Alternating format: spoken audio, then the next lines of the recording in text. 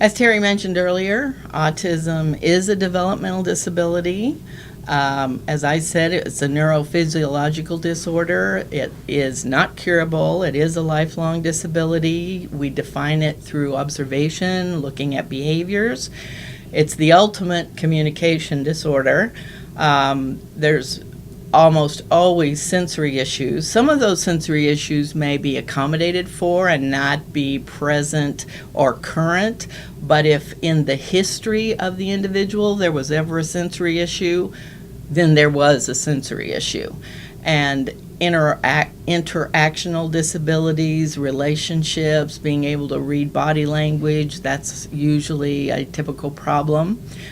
As educators, we promote treating it through good educational programs, giving the person visual instruction if that's what they need, but setting them up to succeed.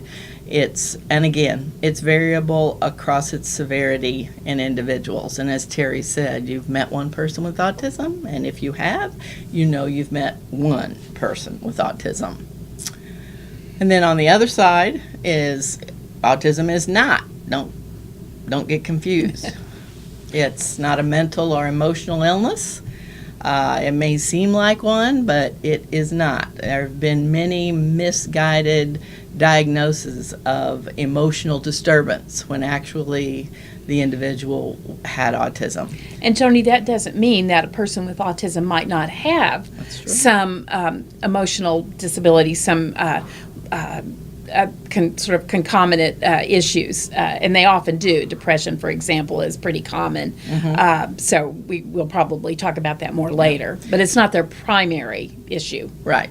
You would think if someone had autism, that would be enough to deal with, but unfortunately you can have autism and other things going on as well. Again, it's not curable yet.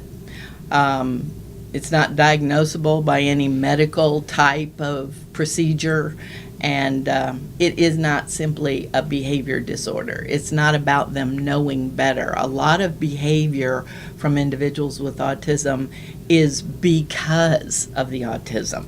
It isn't willful disobedience or disrespect.